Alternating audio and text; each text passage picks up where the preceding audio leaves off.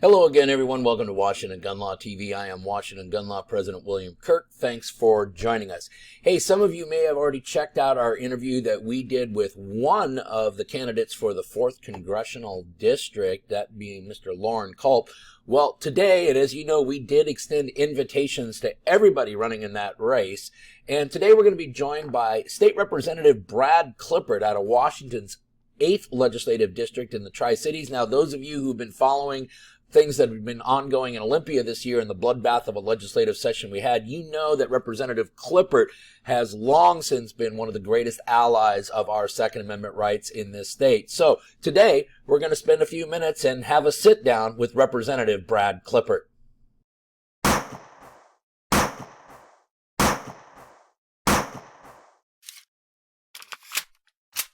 Okay, before we get rolling, you guys know the drill. If you like this video, go click that like button. If you want to stay up to date on issues related to your Second Amendment rights, either on a statewide or nationwide level, click that subscribe button. Click the little bell logo if you want to be notified when we post new videos. And most importantly, let's keep the comments and discussions coming. That's how we're making sure we're getting our videos out to more lawful and responsible gun owners like yourself. All right, everyone. Well, we are joined by State Representative Brad Klippert out of the 8th Legislative District over in the Tri-Cities area. I want to give a quick introduction to Representative Klippert. Born and raised in Sunnyside, Washington. He's got a bachelor's degree in behavioral science and biblical studies. He's got a master's degree in teaching. But most importantly, Brad has basically spent his entire adult life serving the public. He's got 30 plus years in law enforcement with the Benton County Sheriff's Department currently, formerly with the Pierce County Sheriff's Department. And I will point out that when I talked to him on the phone the other day, he was actually in uniform, in a patrol car, already back on his other job. And he spent over 34 years in the United States military as a helicopter pilot. And I understand you just recently retired from the military. Is that right? That is correct, sir. I was retired on the last day of January. I was retired because of a mandatory retirement date. Earlier, they brought me back, promoted me to colonel, made me the commander of the Wash State Guard.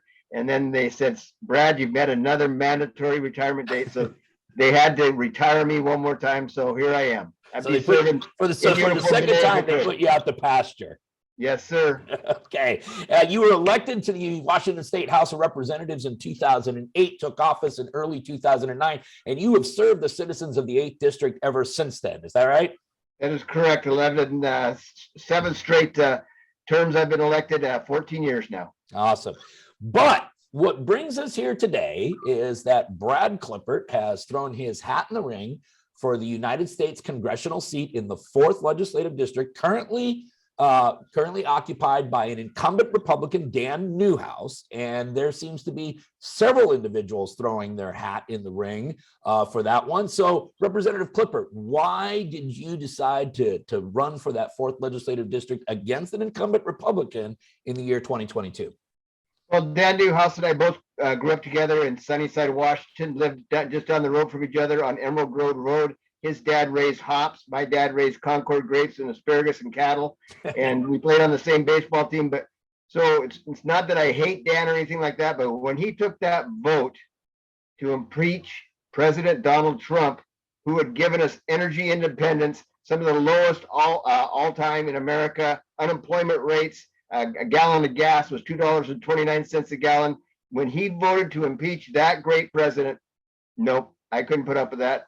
I'm running. So that's why I'm in the race. And that seems to be the precipice for several individuals, is that vote, a lot of people in the 4th Legislative District took some exception to that vote, right? Absolutely, sir. That is true. And I also understand that Representative Newhouse also doubled down on his impeachment of Donald Trump because he supported the January 6th commission as well. Is that right? That is absolutely correct. And there are some people being held in jail right now against their constitutional rights to a speedy trial and equal justice under the law. And those people who were there on January 6th need to be released from jail, and their constitutional rights need to be respected. Like any other person who is accused of a crime, right? Yes, sir. Okay. All right. Well, listen, we're going to start with some, as you know, this channel is dedicated to lawful and responsible gun owners, state and nationwide. So we're going to talk a little bit about firearms legislation. Now, thank you to the Washington State Legislature for giving me a ton of material to work with this legislative session. I had literally a daily video coming out there. And Representative Klippert, you have for a long time been a huge warrior on behalf of every Washingtonian Second Amendment rights. I want to talk to you about some bills that passed, and I want to talk to you about one bill that didn't pass. I want to start with 5078. Now, everyone else knows that as the magazine capacity restriction bill. And that bill, I watched the debate on that into the wee hours of the 11th hour on the last day possible. I carefully read all the amendments that you had proposed. Your overall impressions with this piece of legislation, and why is it even necessary to save lives, if at all? Sir, it's not necessary. That's why I argued against this. That's why I wrote several amendments for the bill, and that's why I voted against that bill. It's not necessary.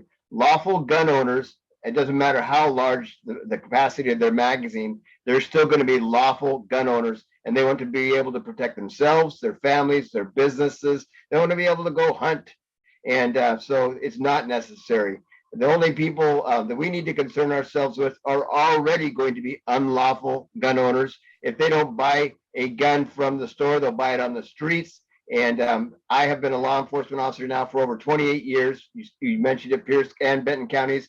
And we are trained over and over again how to release one magazine and reload another one. And you could watch on the internet people who are very, very quick at that. It doesn't matter if they have a magazine capacity of 30 rounds or 10 rounds. They're still going to be able to put rounds down range if they choose to by exchanging magazines. So it's not necessary, and that's why I voted against it. In fact, I, on the floor of the House of Representatives, suggested to the Speaker, who was there at the rostrum, and instead of passing this bill, Madam Speaker or Mr. Speaker, can't remember which it was, I said, let's all Americans, let's buy a 30-round magazine, fill it with American ammo, ship it to Poland, so then they can take it across the border to Ukrainians, so they can fight and defend themselves with American ammunition and American magazines. That's right. That's right. Amen to that. You know, I noticed during the ongoing debate, Sheriff Knezevich out of Spokane County, who, by the way, may be the most popular sheriff anywhere in the state of Washington. Every time I go to Spokane, I'm amazed at how the citizens talk about him. But he brought up a really good point during the public comment section on this, and you're in law enforcement too. And I want your input on this, which is not a single member of any law enforcement agency supported this magazine ban. Not a single one. Now, if I'm listening to the people that are tasked with protecting our community, tasked with actually saving lives, how is it that the voice of law enforcement could fall on deaf ears like that? You know, and I want to thank Ozzie Knezevich for the comments that he made in committee and the comments he made to the press. He's exactly correct. You know, I stopped a lady one time. It was on a traffic stop. She had her brake light was out, and I was walking away with her driver's license, registration, proof of insurance. She goes, oh. And I go, what? She goes, I forgot to tell you. And I asked her, what'd you forget to tell me? She said, I'm packing. I said, you are?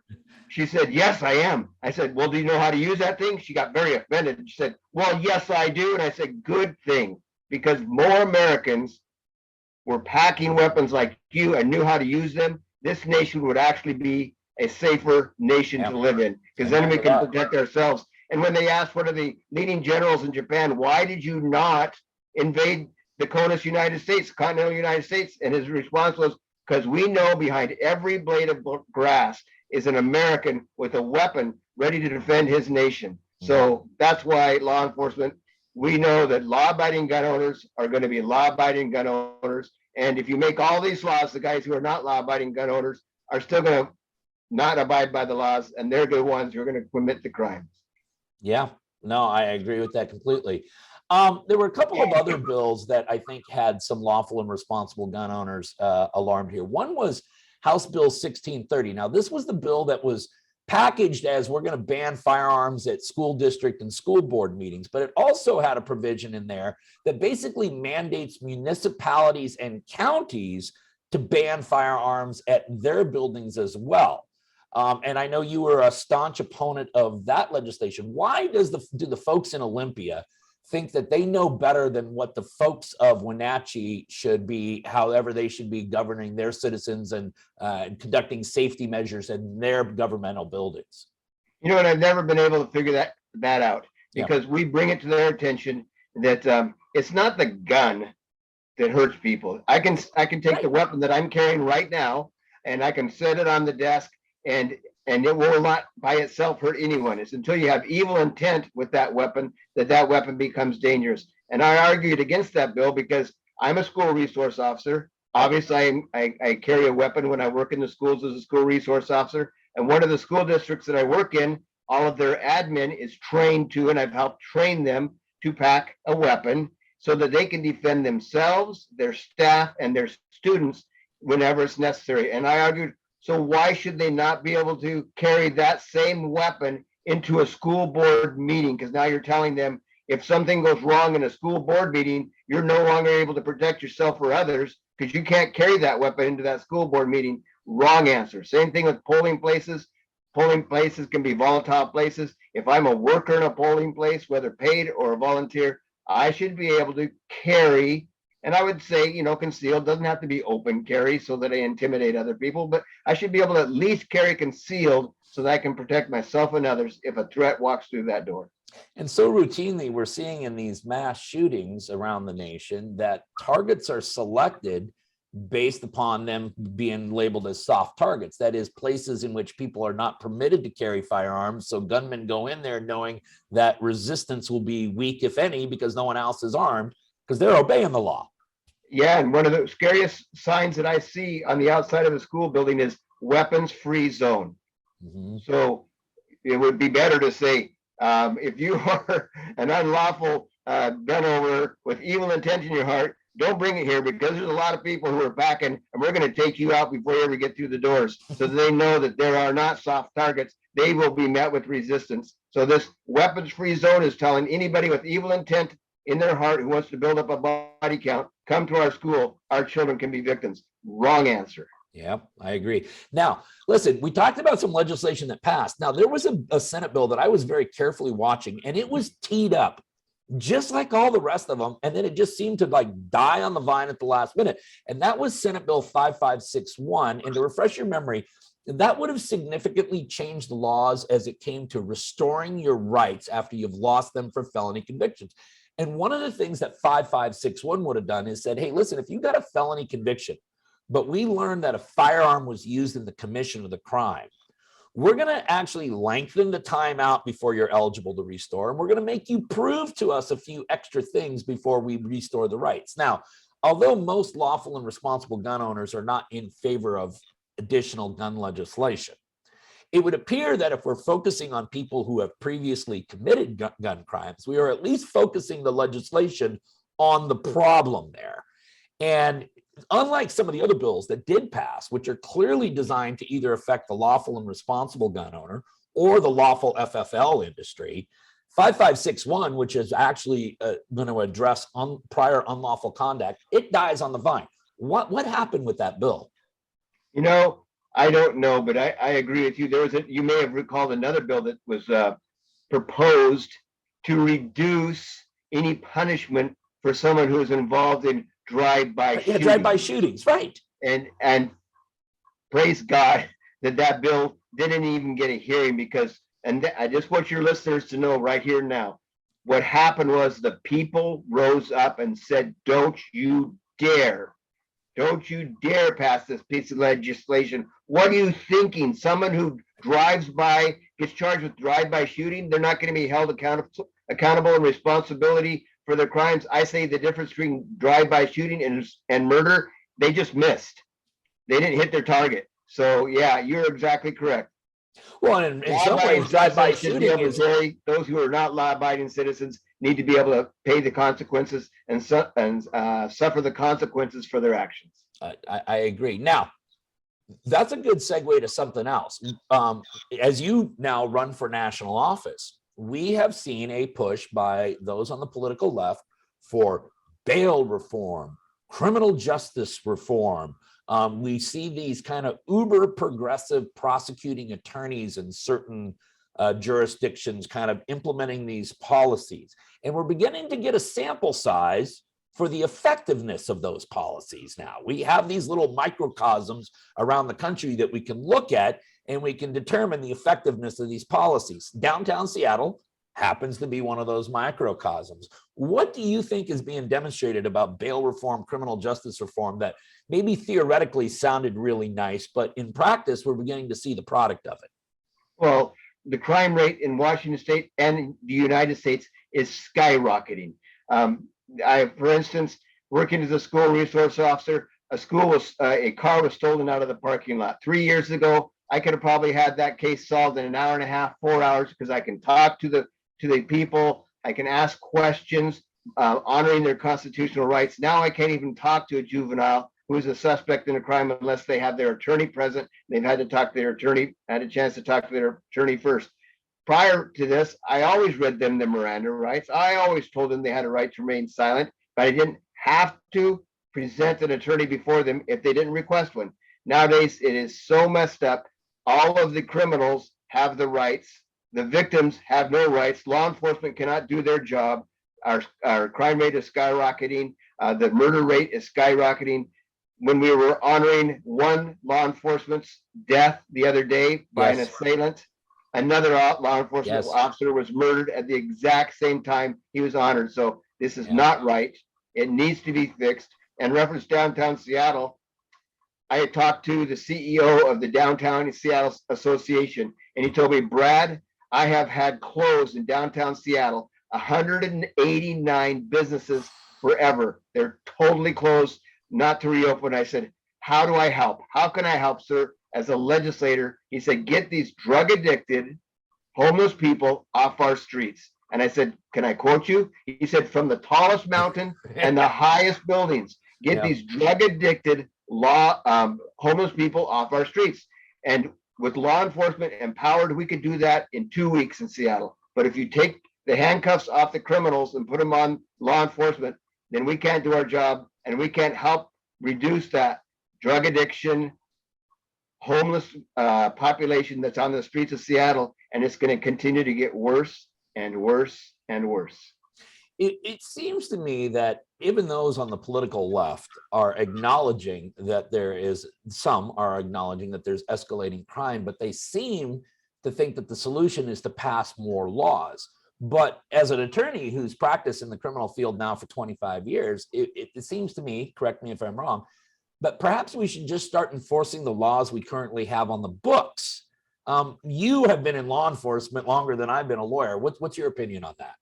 Well, it's exactly correct. And I shared that with several people the last few days.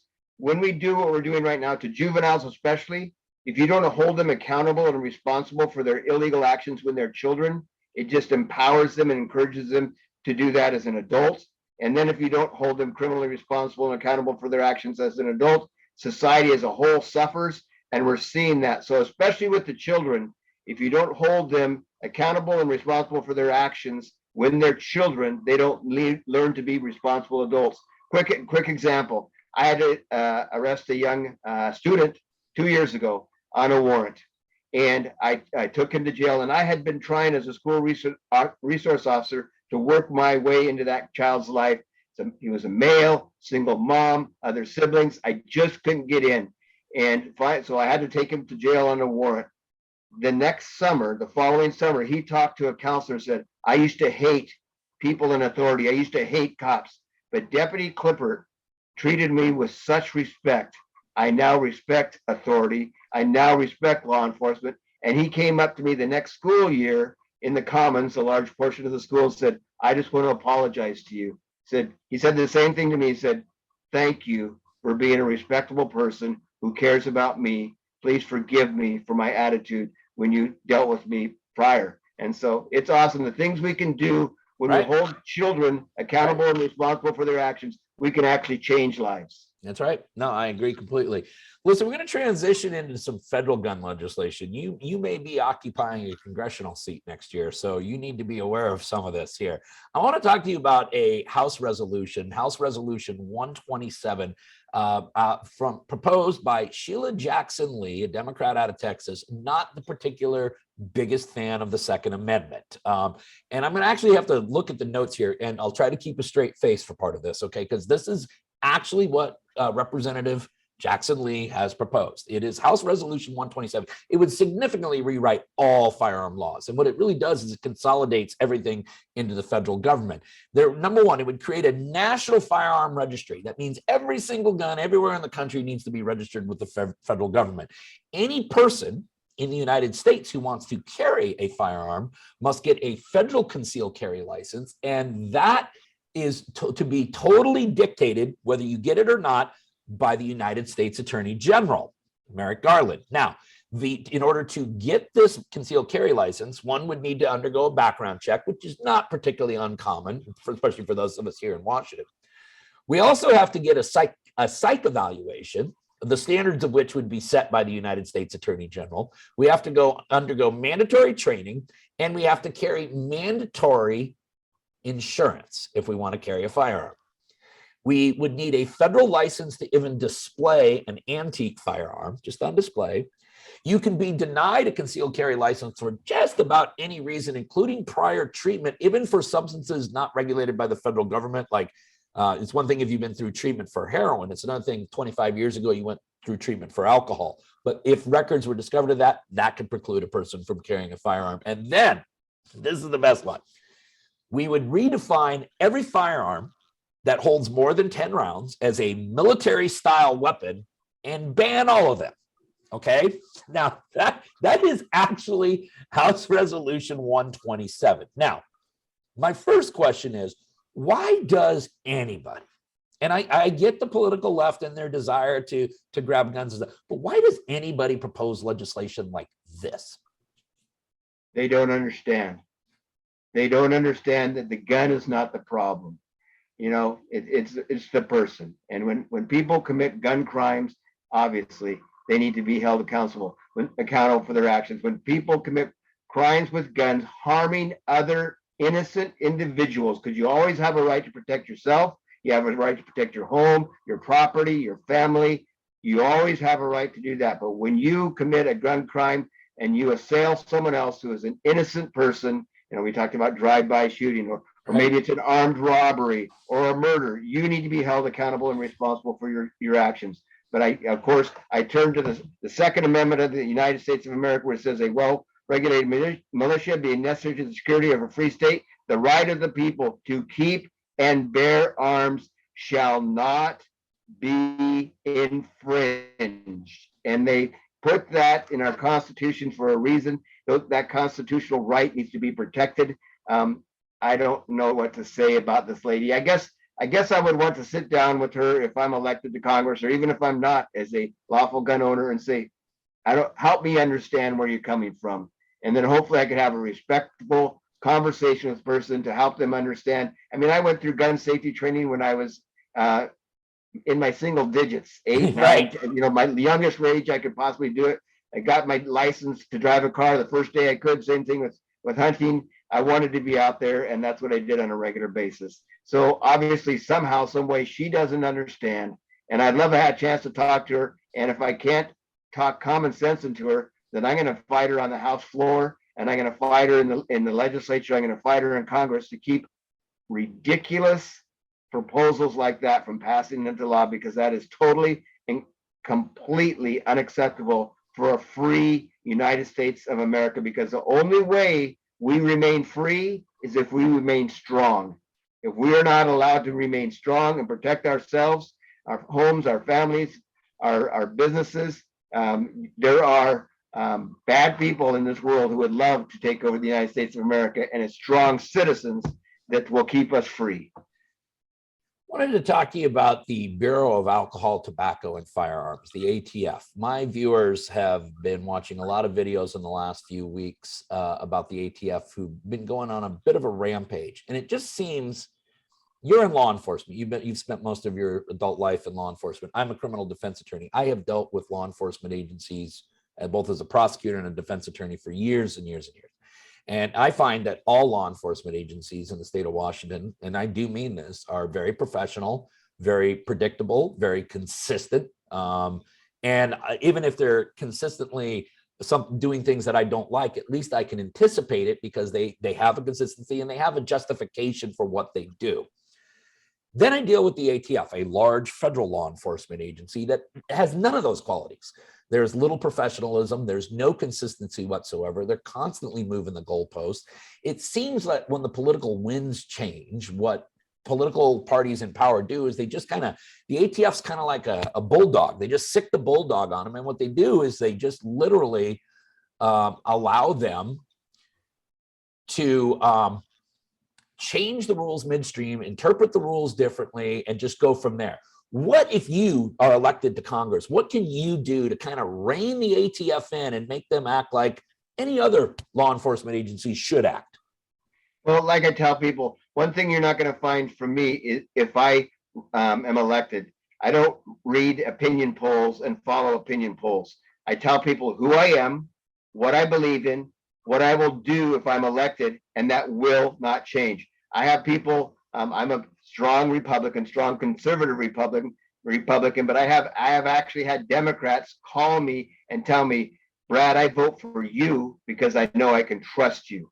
And when Donald Trump was our president, he was doing what was called and still be called cleaning up the swamp. And he held government agencies responsible and accountable for their actions. He got good leaders in those agencies, and that's the problem right now with our ATF. We have got a weak leader in the Oval Office. He listens to every opinion poll. Which way is the wind blowing today? That's what I'm going to do. And unfortunately, the ATF is following his example, which is terrifying. And so we need to get a strong leader like Donald Trump back in the Oval Office, and we need to elect strong leaders, I would say, like Brad Klippert, who has a proven track record for the last 7 terms of fighting for two-way rights of our citizens, the United States of America. We're going to clean this up, and we're going to hold ATF accountable and responsible for their actions. And they're going to realize that they serve the people don't serve them. All right. That's a great segue for us to talk about your campaign. Now, KlippertForCongress.net. It's .net, not .com. And we'll put that down below for our viewers. KlippertForCongress.net. I want to talk to you about 3 themes that you have right there on your homepage and allow you to kind of expand upon those for our viewers. We're going to, you talk about pursuing truth, overcoming fear, and restoring America. Tell our viewers what that means to Brad Klippert. Well, right now, I mean, just watch Joe Biden's history as an elected official. I mean, if his lips are moving, the man is lying. So we need to be truthful and honest as elected officials. So that's pursue truth, overcome fear. They constantly use fear as a tactic, as a weapon to control us, whether it's global warming or whether it's COVID-19. Oh, if you don't do this, if you don't do that, if we don't lock you down, we're all going to die. What a bunch of garbage. What a bunch of crap. Start telling the truth. Do not let them scare you and intimidate you. And as we do that, we will recover and restore America. It comes from 1 Samuel, the 30th chapter, story about a city named Ziklag. King David was out fighting terrorism with his army. They come home to their hometown. The enemy had snuck in behind them and destroyed their town, took away their women, their children, and all their belongings. And David said, God, what do I do? And the response from God was, if you will pursue the enemy, you will overcome the enemy, and you will recover all that was lost to you. So David did that exact thing. He pursued the enemy, he overcame the enemy, and he recovered even more than they lost. All their families and their children were okay, and they came back home with great victory. So I'm asking each and every American in the 4th Congressional District, join me. Let's pursue truth. Let's overcome fear. Let's don't let the government control us with fear. And we can, in fact, recover and restore America. Great. Let me talk to you. You have a lot of issues. For those of you, again, it's KlippertForCongress.net. Check out the website. He's got a lot of issues right there on the homepage. I picked 3, not because they're the 3 most important to me, but they're 3 that I think our viewers are going to really care about. One of them you talk about is federal government and our constitutional rights. And we're probably talking a little bit about government overreach. What's Brad Klippert's position on that? Government overreach is unacceptable. I mean, I have here 3 documents control me as an elected official. Number 1, the Constitution of the United States. And well, actually first God's word, because I'm a God-fearing, Bible-believing Christian man. The Constitution and the Declaration of Independence. And what does it say here? We hold these truths to be self-evident, that all men are created equal, that they are endowed by their creator with certain unalienable rights, that among these are life, liberty, and the pursuit of happiness, that to secure these rights, governments are instituted among men, deriving their just powers from the consent of the governed. Whenever any form of government becomes destructive to these ends, it is the right of the people to alter it or abolish it. So, ladies and gentlemen, stand up, fight back, win the United States of America that belongs to you through your Declaration of Independence, through your Constitution. We, the people, give the government the power to do their job through the consent of the governed. They serve us, we don't serve them. Another issue that you talk about on your homepage, and one that's really big with a lot of folks here in this state, is education. Where's Brad Klippert come down on issues related to education? Well, first thing, education is not in any way, shape, or form the responsibility of the federal government. It's reserved for the states. It's a paramount duty under the Washington State Constitution. And parents, I say one more time, parents are the senior leaders when it comes to the education of their children, not the state. We will not allow the state to indoctrinate our children with their critical race theory, with their comprehensive sex education, and all that other stuff. We send our children to our schools to get an education in reading, writing, arithmetic, and science, technology, engineering, and math, not all this other garbage. And when a parent says that's unacceptable, then you listen to the parents, because that's whose child it is. It's the parents' child, not the state's. You know, one of the interesting things, and I have two teenage sons myself, so one of the interesting things with the pandemic and our shutting down of our schools is it allowed parents suddenly to get a sneak peek at not only what was being taught to our children, but how it was being taught through the use of Zoom school. And that seems to have all of a sudden awakened a large segment of population, not only in Washington State, but throughout the country, as to some things that were kind of happening behind parents' backs. Exactly. And what's really cool is I went to a cyber symposium concerning the 2020 elections to ensure that our next presidential election, our next elections, that the fraud is drastically reduced. But there was a person there who's a PhD, and he said, in all the studies I've done about the 2020 elections, he said, the number one thing that I learned is this nation is going to be saved by super moms. Yep. Super moms, just like you said, are becoming aware of the education their children are getting from the state institutions, and they're saying, right. No way. And they're like mother grizzlies, and they're stepping between their children and their state, and they're saying, this will stop. So he said, this nation will be fought for and won again by super moms. So moms, thank you for fighting your children. Listen, I've always said, if you wanted to really change the Second Amendment debate in this country, what you do is you arm all those super moms, and about 6 months later, start talking about taking the guns away from them. Amen, brother. And see what they say at that point. Once they realize the utility of that to protecting their families, which is the paramount importance in their lives, you know? Must be protected. Yes, sir. Final issue, one that I know a lot about. You and I deal with this all the time, and we got a problem with this, not only in Washington State, but nationwide. Law and order. What does Brad Klippert say how we're going to start reestablishing law and order in the state of Washington and nationwide? We are, well, you just hit it on the nail on the head. We are a nation of laws. We must return the rule of law in Washington State, where I live, and the United States of America. And we must once again empower our law enforcement officers to do their jobs. And if we do that, if we empower our law enforcement officers to do their jobs, trust me, I've done it for 28 and a half years on both sides of the state of Washington. And I have worked with some tremendously incredible law enforcement officers who daily put their lives on the line. And their goal is not a personal thing. It's, I am in law enforcement to serve this community and keep this community safe and prevent crime. And one of the big things we've got going on both in our state and our nation is the theft of catalytic converters. It's unacceptable. I mean, it's happening in church parking lots. It's happening in driveways in people's homes. And you empower law enforcement, we can stop that. You empower law enforcement, we can get the drug addicted homeless people off the streets. Are we going to be beating them with the batons? No, no, no. We know how to treat people respectfully, but give us the power to do our jobs, and we will clean this America up one more time. Representative Klippert, I am going to give you the last word. I want to thank you very much for being here, but I want you just to kind of turn to our viewers and tell them why Brad Klippert is right for the 4th Legislative District in the year 2022 and why people should support you. So right now there's 6 Republicans in the race for the 4th Congressional District and 1 Democrat. Of those 6 Republicans, one of them is the incumbent who voted to impeach President Donald Trump.